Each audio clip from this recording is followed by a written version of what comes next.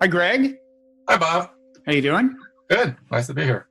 Well, thanks for joining us. Let me introduce us. I'm Robert Wright. This is The Wright Show, which is both a video thing on, in this case, meaningoflife.tv, and also an audio podcast. You are Gregg Caruso, Yes. a professor at State University of New York at Corning, right? Yes.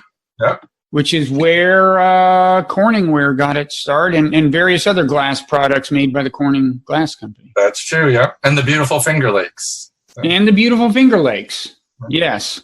And like pretty much every smartphone screen, or no, is that not true? But they make Gorilla Glass. Yeah, right. And so I think Apple is unique and has all Gorilla Glass, and they have a big market share on smartphones and screens. Yeah. So we're going to talk about, I think, largely about the question of free will, get into maybe related things like the mind-body problem, and also questions of kind of blame and punishment and so on. But I want to frame the conversation by reference to a book you co-edited with Owen Flanagan, Sure. Published by Oxford University Press, called Neuroexistentialism. Yes. And the idea, I gather, is that developments in neuroscience, along with broader intellectual trends like an understanding of the fact that we evolved along with other animals, these things have given some people an existential crisis, I guess. I mean, the question of where they derive meaning, what is the bedrock foundation of moral truth, and so on, is perceived by some to be more problematic in light of these developments than it used to seem like it was. Is that fair? Yes, and we call it third wave existentialism because we distinguish it between two prior kind of movements. So an existentialism is kind of crisis in meaning, morals, and purpose, one's self-image, and usually it has to do with various ways of grounding those things. So first wave existentialism, we identify with people like Dostoevsky and Nietzsche, which has to do with the grounding in God's will. Second wave existentialism might be grounded in a conception of the common good, and you might think of people like Sartre and Camus and Simone de Beauvoir, in a kind of humanistic understanding of good, maybe with a secular kind of foundation coming out of the Enlightenment. But that follows, a number of major kind of catastrophes like the Holocaust and various kinds of failures in grounding a conception of the common good. And then we call third wave existentialism a kind of anxiety that's caused by sort of the modern scientific worldview, a combination of like evolutionary theory along with developments in neuroscience, or maybe more broadly, the behavioral, cognitive, and neurosciences. So first wave is kind of like, oh wait, what if God doesn't exist? Where will we get our sense of meaning, of purpose, and our morals? And then an answer is, well, we can kind of come together and agree and create our meaning and create our morals. But then various atrocities happen, certainly including the Holocaust, and people are like, well, this isn't working out very well. Maybe humankind isn't capable of developing its own system of meaning. And that's one crisis. Falls apart. Yeah. What's that? Trust in the polity or the state kind of falls apart. Right. And there's also a difference between, I would call, second and third wave. I mean, this will eventually come up in our discussion of free will, but second wave existentialists like Sartre, they claim that the anxiety that comes once we rid ourselves of God is in this radical freedom. This kind of radical freedom where we have to take responsibility for making ourselves and making all of mankind. Third wave existentialism worries that maybe we lack libertarian free will. Maybe we lack a kind of radical freedom due to developments in the neurosciences and developments in understanding of, human agency through evolutionary terms and, deterministic terms. And so the source of the anxiety is slightly different. We want to claim in the third wave existentialism. Yeah, well, and there's a tension between, I guess, some of the findings in neuroscience, in your view, and the source of liberation that that people like Camus and Sartre found, right? I mean, this idea of that it's via the freedom we have to create our meaning. Some people would say runs up against a kind of determinism that doesn't leave room for free will that might be seen as flowing from modern science. That's true. I mean, I think especially people like early Sartre had this separation between the agent and their cultural milieu that just seems unreasonable now when we think about that we're enculturated beings. We're kind of beings that are embedded within societal systems, within evolutionary systems, within a kind of biological history. And the idea that we could just sort of free ourselves from that in this way where our, existence precedes essence and we determine the nature of mankind and determine our essence as human beings, I don't think fits with our kind of understanding now of human agency, of the source of morality, moral psychology, where our moral judgments come from. That's not to say all of those second wave existentialists were as mistaken, maybe as early Sartre, where I think Simone de Beauvoir gives some credence, a lot more credence, I think, to the idea of women being defined by the facticity of being and by cultural kind of expectations. And there's a history in phenomenology, kind of, continental phenomenology, of talking about the embeddedness within one's culture. But that kind of radical freedom that Sartre opposes, I think, is a kind of freedom that I don't think we have, and also a kind of freedom that seemed to be an exaggerated separation of the agent from all of these kind of antecedent factors. Okay, so let's zero in a little on this idea of free will. It seems like there's a bewildering variety of positions on free will these days in philosophy. I mean, I used to think the question was pretty simple, which is like,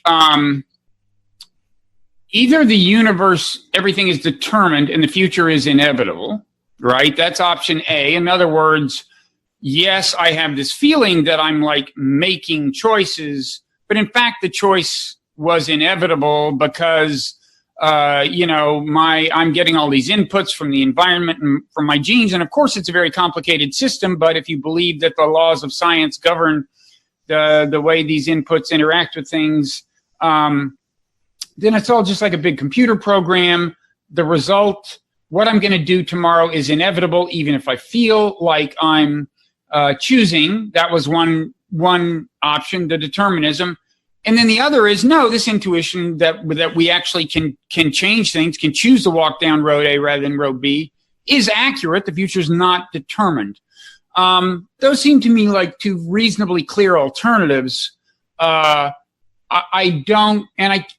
can't say I understand. Well, I'm not even conversant in all the varieties now that are out there.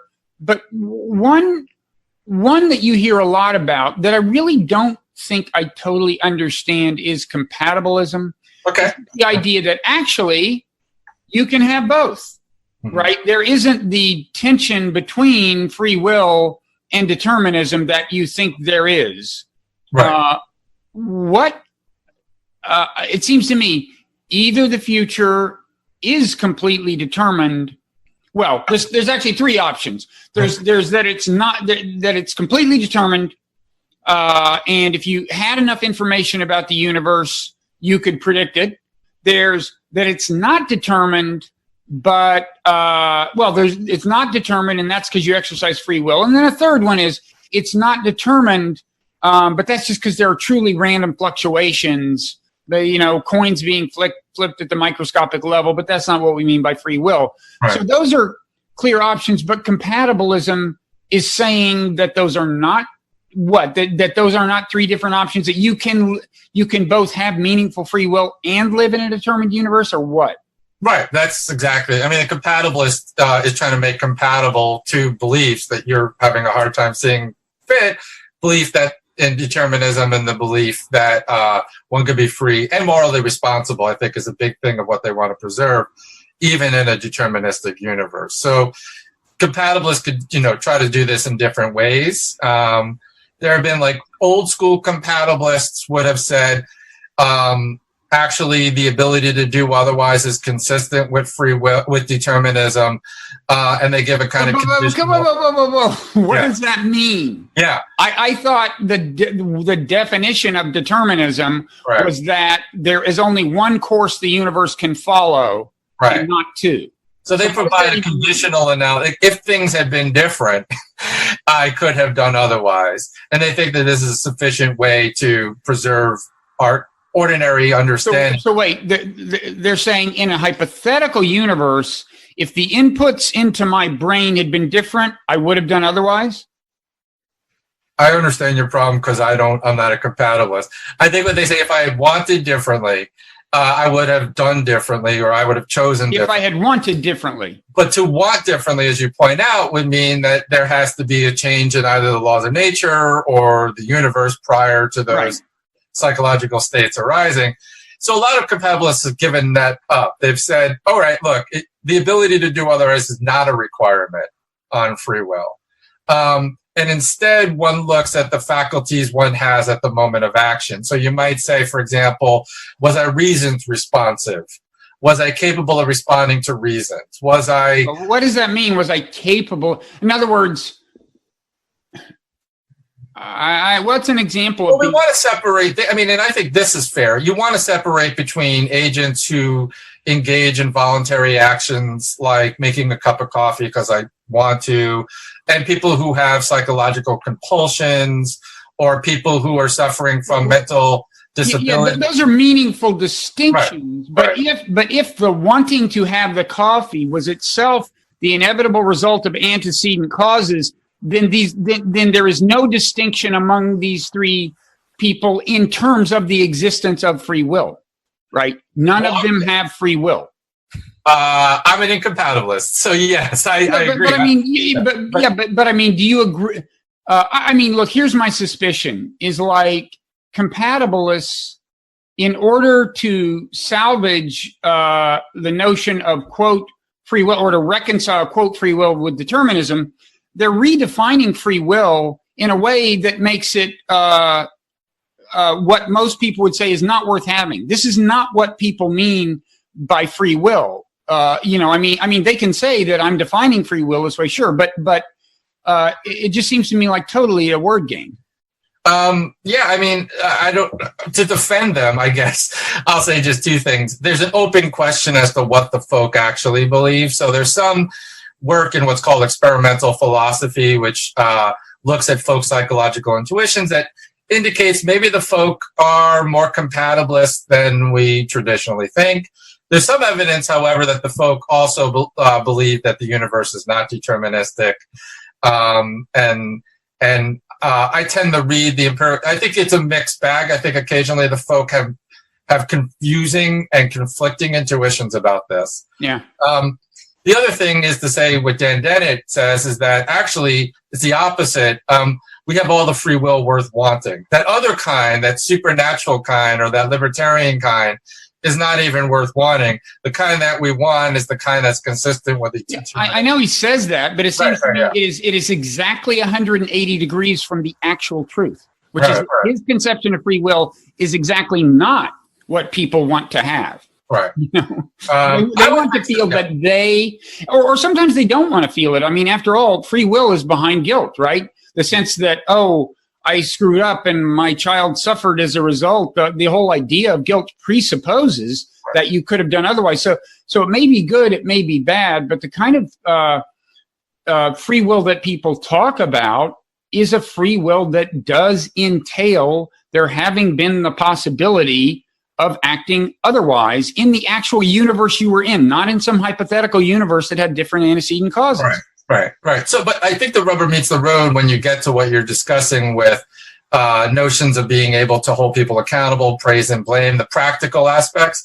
And I think the compatibilists are there, and maybe for good reason, are worried that by giving up free will, we give up a whole bunch of traditional practices, interpersonal practices, legal practices, that they either think are essential to the functioning of society, or essential for morality, or essential for, developing better beings, or for creating, moral agents. Right. But the things they're afraid of losing if we abandon free will are associated with the old-fashioned conception of free will that they themselves are abandoning by redefining free will. Well, one could go with something like Manuel Vargas and be a revisionist here. So Vargas, I don't know if you know this view. So I don't know anything. I'm freelancing. I could be completely wrong. The only compatibilist work I've ever read is Dennett's argument, and this was a long time ago in Freedom Evolves. Yeah. But I got to say, there's something very shady about this whole compatibilist endeavor from my point. The menu has grown. The menu of options has grown. So there's this view called revisionism that Manuel Vargas is one of the main proponents of. And so what his argument is that, okay, when it comes to the folk psychology, you're right. People believe we have libertarian free will. And they're wrong about that. But that in itself is not the end of the issue. We can have a revise, or, this is the revisionist part, an account of free will that preserves the normative aspects and the bits that are essential, he thinks, and important for interpersonal relationships, for the reactive attitudes, for the kind of stuff that P.F. Strawson was worried about, for the ability. I didn't know what P.F. Strawson was worried about, but so he was worried about that in interpersonal relationships, the reactive attitudes seem essential, and including things like the resentment and indignation and moral blame. When one is harmed, when one feels wronged, we have these natural reactive attitudes. And they themselves presuppose the concept of free will? Is that yes, but I think, yes, they're part of a framework that assumes a kind of worldview where agents are morally responsible, and I believe free will and moral responsibility kind of connect in this way. But he thinks that, we don't necessarily need to get into the metaphysical. You sort of start with the normal everyday practices. You take them as given. And then essentially he looks for exceptions. So in our everyday practices, we exclude people from resentment or indignation or moral blame when they lack certain capacities, when they have diminished, states of mind. And so for him, you start with the kind of everyday practices that we already engage in, and then you have to make sense of those. They're given. I would sort of say that's begging the question. I think he would say maybe that's begging the question, because the idea for me would be whether those reactive attitudes themselves, the whole system of moral responsibility, is it justified? If you start with the system as given, and then you work within the system, you end up with having to, what Bruce Waller calls excuse extensionalism. You have to extend excuses for why agents aren't responsible. Well, that's a losing battle, because then that turns every agent who's not responsible, I think, into someone who's incompetent in some kind of significant way.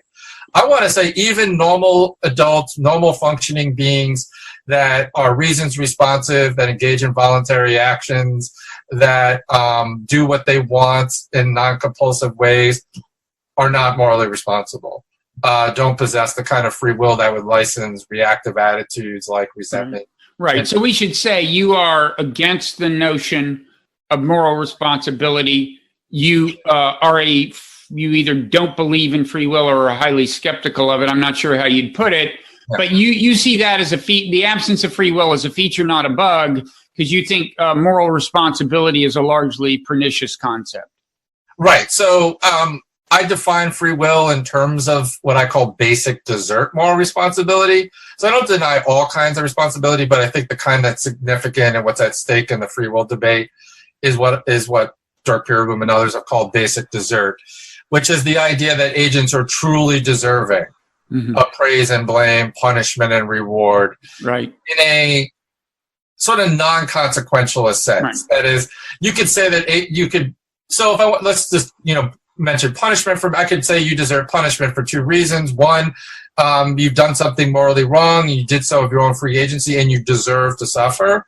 Or you could say we punish an individual because it will deter them in the future. It'll make them better beings. Moral formation, forward-looking considerations like reconciliation and in fact, there are in jurisprudence separate rationales for punishment, and I think there are at least 3 that are recognized in American jurisprudence. One of which you don't approve of, I think. But there's like in terms of justification for punishment, you can put people in prison to keep them from committing a crime. You can put them into prison as a deterrent to set the example that if people commit crimes, they're going to have to go to prison. And then the third is retribution. In other words, there's just something inherently good about punishing people who do bad things. I mean, the thought experiment that kind of isolates retribution is if you imagine that, like, you find a war criminal on a desert island, and nobody's going to know what you do with this. This war criminal has never been punished for his crimes. No one will ever know what you do, so there won't be any deterrent effect. Should you punish the person, kill him, or whatever? And if you believe in retribution as its own justification for punishment, you say, yes, you should punish him. And then somewhere the scales of justice will have been righted in some like metaphysical space. And that's what you're against, right? Yeah, I mean, that example is almost very close to an example that Immanuel Kant gave, and he believed in free will and was a retributivist. And it's this deserted island scenario where he says if you were an island society and they were going to disband themselves and scatter around the world, and there was one remaining murderer left in prison, not only should you execute that individual, you have a moral duty to kind of execute that person. You have to give them their just desserts, not for deterrent purposes, not for forward-looking reasons, not because it'll have an effect on that individual, no, not because of the safety of others, there's no one left on the island, simply because the agent deserves it. Right. I should mention not all retributivists think that they think that all that's needed is that it's sufficient to hold an agent or punish an agent on retributivist grounds. They don't necessarily think one must in all circumstances like Kant. But Kant thought not only were you justified in giving that agent your just desserts, you're sort of required. So that, yes, I'm opposed to that notion because that notion requires a conception of free will and a conception of moral responsibility I deny.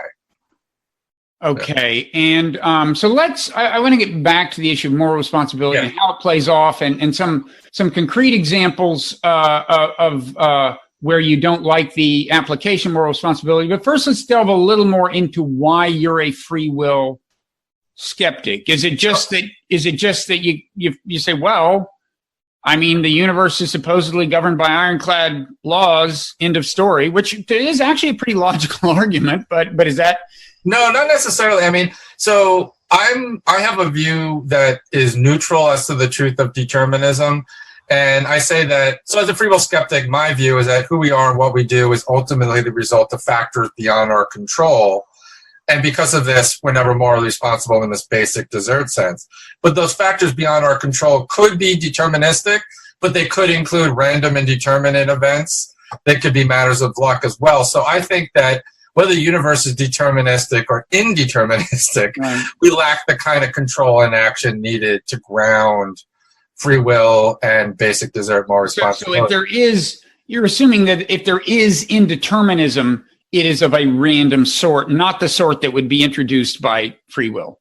Right. Well, yeah. So I could say a little bit more about this, right? So that menu of views, again, is a rather large menu of views now. So libertarians believe that we have free will and that determinism is not the case. That These are, of course, not ideological libertarians who believe in markets. This is the philosopher's use of the term libertarian, which is basically free will in the traditional sense. Yes. Of what is it? Is it like that free will has some kind of like metaphysical dimension that allows it to escape the ironclad laws of physical causality? Yes, right. So this is by the way, yes. Not political libertarianism, a kind of metaphysical libertarianism. And it holds that we have a kind of free will in the ability to do otherwise, keeping everything in the past exactly the same, not this kind of shady compatibilist conception, and that we have an indeterminist kind of free will. But there's two different leading accounts of libertarian free will.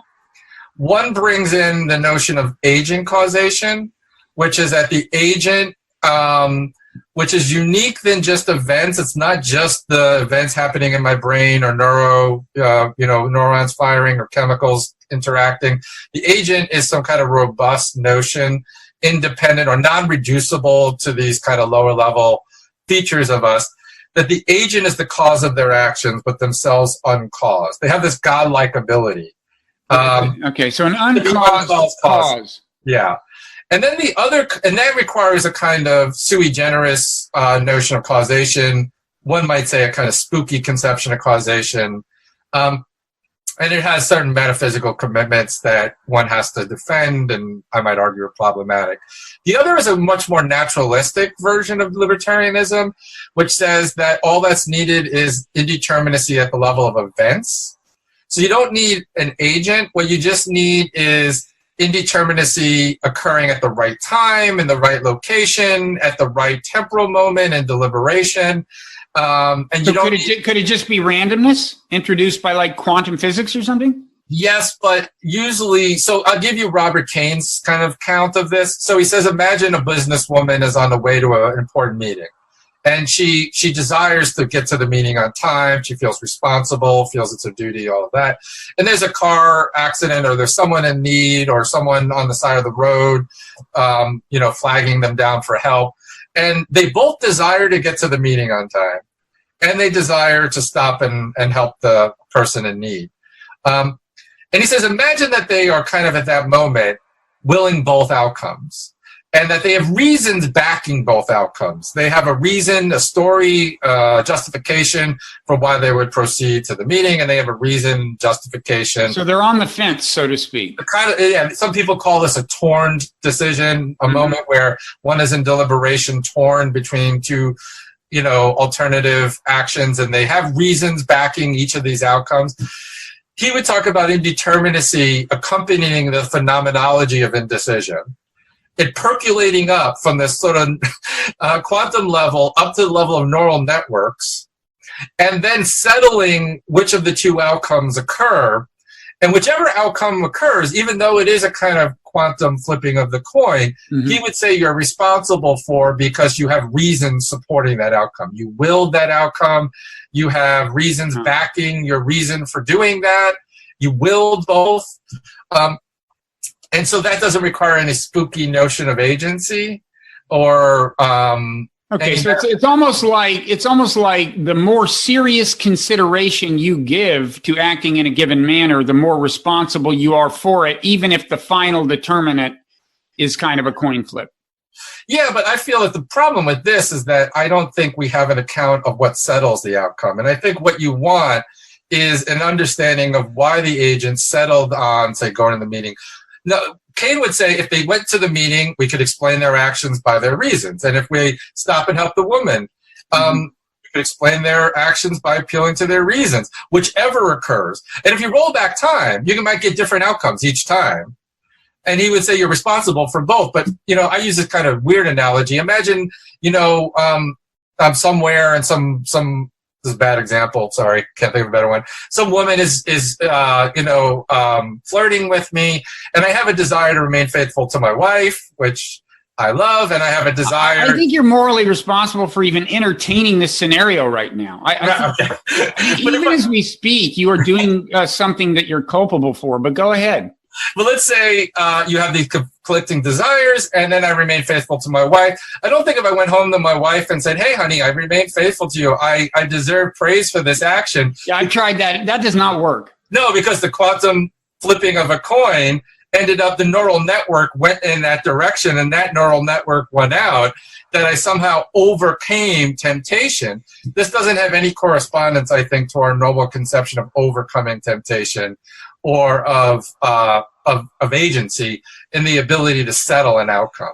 So I think that what we want when we want to hold individuals accountable is a kind of account of why an individual, why the outcome would end up going in different directions, in different scenarios, in different possible worlds, in a way that would be attributable to the agent, not attributable to causes outside right, I agree. I mean, what I would say is that the scenario you attributed to Robert Cain manifestly just does not involve an agent. It's I don't see where the agent. It's like, you know, Right. the key actor was a quantum coin flip. Right. And in fact, Dirk Beerbohm calls that problem the disappearing agent problem. Yeah.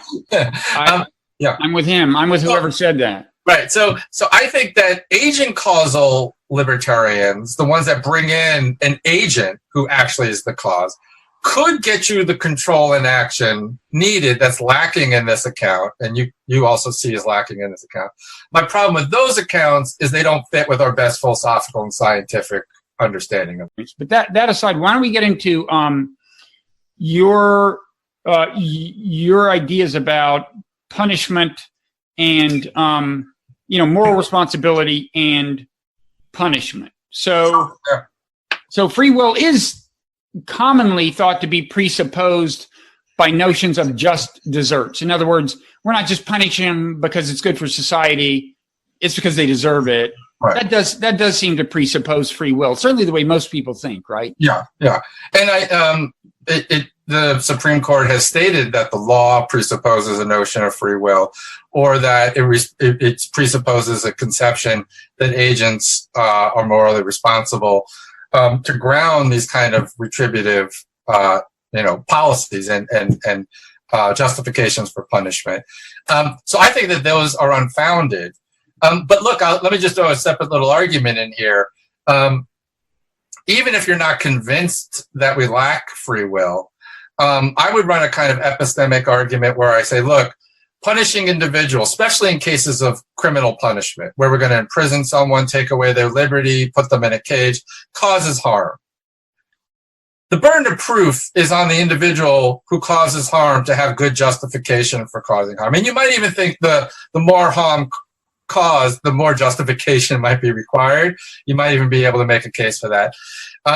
And so I would say that if you're going to give a retributive justification for criminal punishment, you have to have good justification for think agents, justly deserve to suffer for the wrongs they've done in this sense.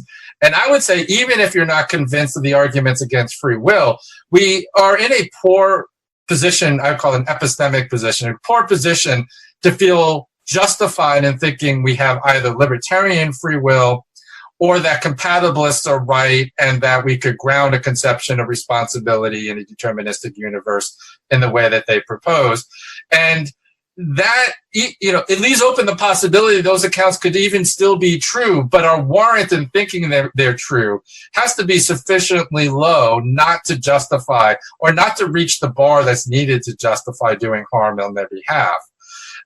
So I have multiple arguments against retributivism. One is that it's inconsistent with my free will skepticism. One is that you have to reach a certain kind of epistemic standard for thinking that agents truly deserve to suffer in the way that you're proposing. And what are your grounds for thinking that agents are free and responsible in this way? How confident are you in libertarian free will? How confident are you that compatibilists have solved all the mysteries and reconciled all the conflicts and all the objections to the position to warrant social policy, putting people in jail, sentencing them to death even, putting them in solitary confinement, removing their liberty for the rest of their lives on the grounds that this is a justified position.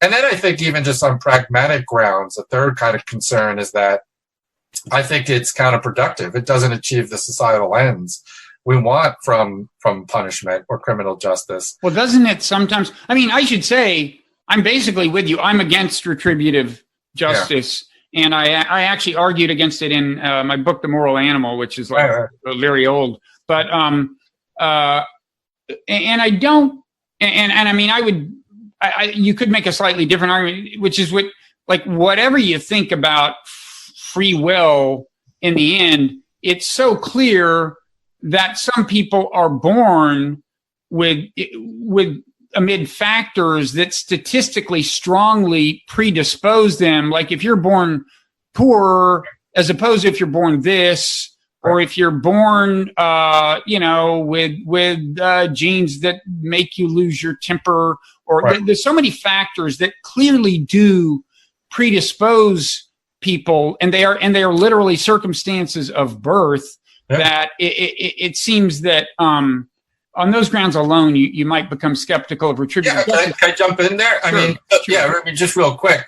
I wrote a little short book on this, and I'm working on a longer book on this, where I talk about the social determinants of health and the social determinants of criminal behavior, and argue that they're essentially similar, and that we know that poverty, we know that what's called low socioeconomic status has an impact on poor health outcomes, but we also know it has an effect on incarceration rates. We know violence in the home. We know exposure to violence has an effect. We know dietary factors. We know, poor nutrition leads to poor health outcomes, but we also have seen it tied to kind of social behavior, antisocial behavior. We've seen all of these correlations, like 90% of women who are imprisoned have suffer from domestic abuse. And so I've argued, independent of determinism, I mean, all that conversation we had earlier about determinism and indeterminism, my feeling is that luck swallows all, that a matter of constitutive luck, the lottery of life, the circumstances that we're thrown into, the kind of household, the socioeconomic background, the social conditions, the genetic lottery of life, all of those features, combined with other aspects of luck that arise throughout one's life, luck in terms of what thoughts come to me in what moment, what reasons become salient in a particular moment in time, what situational features at the moment might influence my choices. All of those things, to me, sort of threaten the idea that individuals justly deserve to be punished for their outcomes. What I would argue is that we have to deal with dangerous individuals on the tail end, but we also should be addressing the systemic causes of criminality, of injustice, of economic inequality. But this is tied, these issues of free will are tied to these kind of social and political debates, because when you look at sort of maybe say on the right, how people look at individual responsibility as being more relevant, more important, downplaying sort of social conditions and circumstances leads to favoring policies that say, look, if you ended up in poverty, it's sort of your fault. Right. Or if you remember, Obama gave a famous speech where he was talking in front of a successful business and said, well, you didn't build that alone. And then Republicans went crazy, and they had their national convention that year rallying around the idea, yes, we did. We built it ourselves, right? But the threat that all he was really saying is, if you succeeded, you've had some help along the way, which is just sort of... I think he was talking about a Brit. His point was, I was thinking he was talking about government, like the government built the bridge that your truck travels across or something. But in any event, the idea behind the opposition to that kind of mentality is a kind of opposition, I think, that also kind of stymies any attempt to really seriously look at the social determinants of criminal behavior. Because if you don't think individual actions are caused by systemic features of their lives, and all of it is residing in individual responsibility, there's no impetus to really address. And you could really stop the inquiry at the individual, right? We just need to know, when you committed the crime, what your mindset was at the time. We got to make sure you were competent and you had intent. But I don't need to know how you got into that state of mind, or what happened in your childhood, or what kind of abuse you suffered in the past. And so I think if we want to really seriously address social justice, my view is that you also simultaneously have to address issues of if you really want to address criminal justice, you have to simultaneously consider factors of social justice, because you can't really separate these two. But you would agree that, I assume that in some cases there's a sheerly pragmatic, consequentialist rationale for punishing people, for keeping them in jail. In my view, it's always regrettable to punish people, precisely because I don't believe that they are, in a meaningful sense, responsible. But at the same time, I think sometimes it is a necessity. Do you agree with that? Well, so I have a view that's slightly different than the consequentialist view, which I call the public health quarantine model. Okay. Which says, so it uses the analogy of quarantine. So let's say I get on a plane and I contract Ebola, some communicable disease. I haven't done anything that deserves punishment. I don't need to be given my just desserts. Retribution doesn't seem justified. I don't seem morally responsible for having contracted the Ebola. But I think we would all agree that we're morally justified in quarantining this individual. And the justification for quarantining the individual is not punitive, and it's not retributive. It is, it's justified in the right or the right of self-protection or protection of harm to others, which I think a much stronger case could be made for that right than pure consequentialism. And so what I would say is that by analogy, yes, we're going to have to incapacitate serial killers, child molesters, seriously dangerous criminals. But the grounds on which we could justify incapacitating them are analogous to the grounds on which we quarantine people with communicable diseases, i.e., it's based on the right of self-protection and protection of harm to others.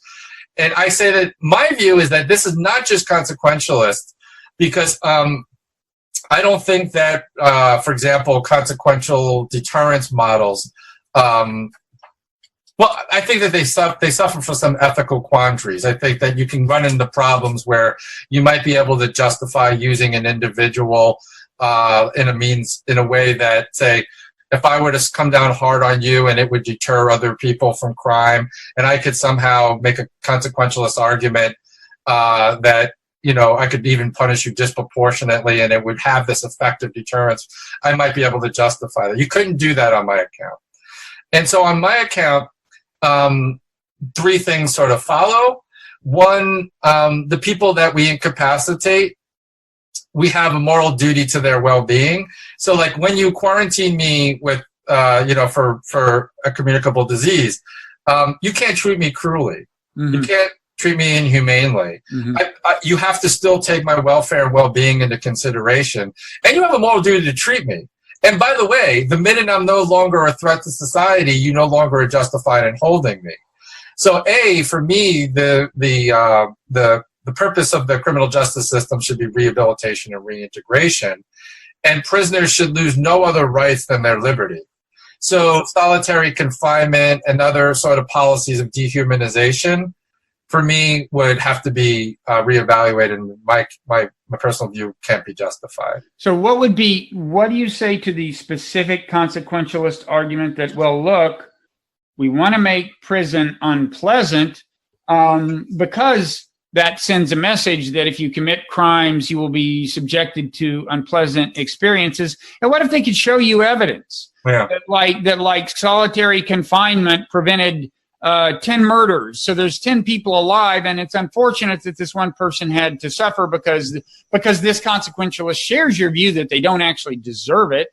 But what is your specific? So I think that's a real disagreement. I would say we're not justified in that case, because the only grounds on which we're justified of incapacitating an individual is for public safety in this this But they say that is public safety. We unique save 10 people from being murdered, right?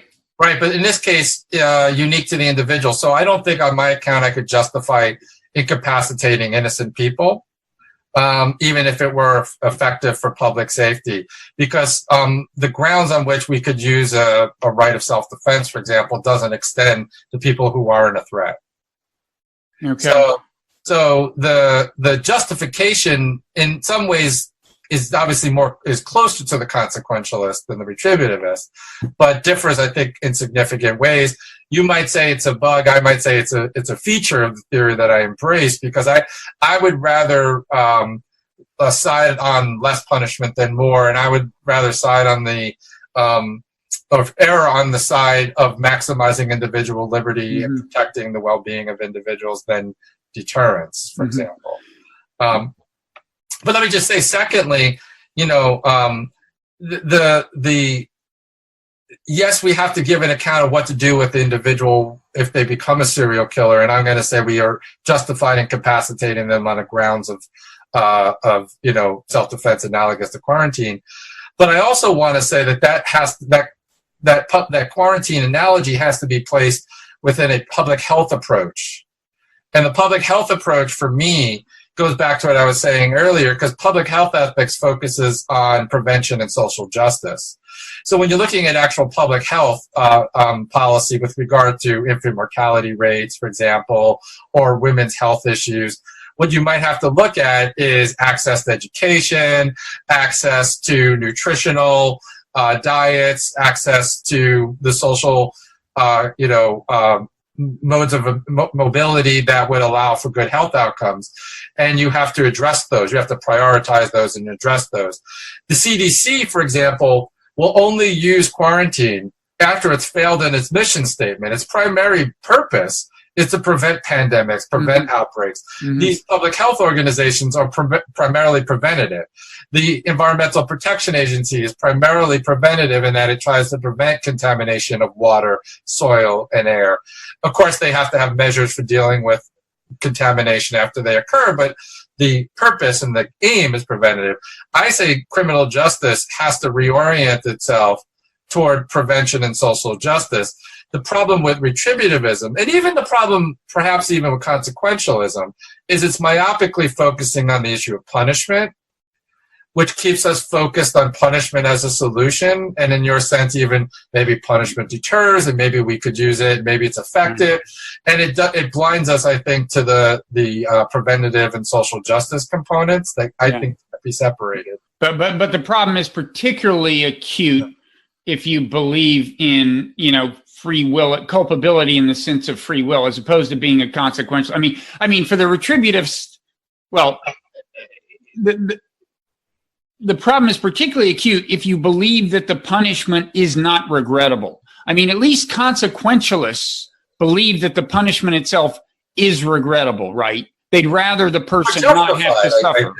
But justified, I think. Justified in the scheme of things, but the suffering of the person who is punished is in and of itself regrettable to the consequentialist, whereas to the retributivist, who typically would believe in robust free will, their suffering is in and of itself a good thing, right? Oh, right, yeah.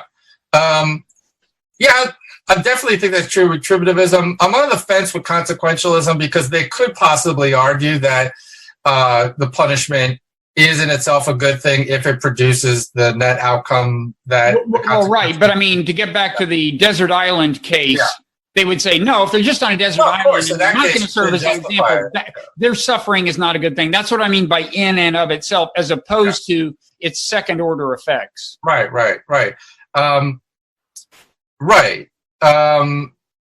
But... yeah, and so here's a case where I think maybe the consequentialist has an advantage over me, perhaps, is that similar to your desert island case, I mean, the 90-year-old Nazi case, like you discover this Nazi in South America that somehow successfully fled after the war, but has been like a model citizen and hasn't engaged in any criminal or antisocial or, harmful behavior. They're in their 90s now, and you hunt them down and you locate them. What do we do? The retributivist says retribution, it doesn't matter, right? The consequentialist could perhaps argue that deterrence is a really important feature here, and maybe we should do something. I have a much harder time if, in this particular instance, we conclude, for example, the 90-year-old is no future threat. So I might just bite the bullet, as bad as it is. I mean, there might be purposes to have a trial, or there might be purposes to condemn the nature of the act for various reasons, but there might not be reason to incapacitate or imprison the individual in this particular instance. Now, but I know that that's going to ruffle the feathers of people with strong retributive intuitions, and I understand that. And doesn't almost everyone have a strong retributivist intuition? That doesn't mean it's right, but isn't this the basis of like so many movies? I mean, they make movies and they know that when the bad guy gets punished at the end, everyone in the theater pretty much is going to go, yeah, that's a good thing in and of itself. It's just a basic intuition, right? We have this straight back emotion, and it's, very strong in most of us. Again, I don't think do you not have a strong version of it? I mean, right. So, people have said that and have asked about these, like, do I experience the reactive attitude? I mean, if I'm being honest, I think I experience them. I experience them probably less extremely. I think my philosophy has affected my parenting, for example, and sort of my interactions with others. I'm not saying I'm a Buddhist monk who's, rid myself of any anger or resentment. But I would also say when I do recognize it in myself, I don't give it any justificatory power. Mm-hmm. I don't think having the experience or the emotion gives it any justificatory say or any value in my reasoning. And especially when it comes to public policy, the question remains, even if we do continue to experience these, do we want to encode them in terms of criminal law, in terms of economic policy? And I think in those cases, they end up being counterproductive and pernicious, in my view. Okay. So one more question along these lines, though. So I think I'm not inferring too much to infer that you'd locate yourself left of center on the political spectrum. Is that fair to say? Yes, I guess. Yeah. So I'm just wondering if the strength of when you do feel the retributive impulse, is it more like, does it align with your ideology in the sense that, like, some poor person caught shoplifting and you feel sympathy, some rich guy is caught doing whatever rich guys do as crimes, and you're like, yeah. I mean, do you find yourself having that asymmetry? I mean, I do. I mean, I'm not going to say I'm beyond that. Especially in the current political context, where you see some people going to jail for white-collar crimes that might be tied to the administration, I might internally smile. You haven't felt a lot of empathy for Paul Manafort, is that what you're telling us? Yeah, no, not particularly. But but I think I have to counteract those emotions with my theory about desert, and I don't think in either case. Now, I think there might be different things we do in different instances. I don't think white-collar crime should get a free ride. I mean, I do think that people pose a risk to society, even white-collar crime, and that there might be things that we need to do.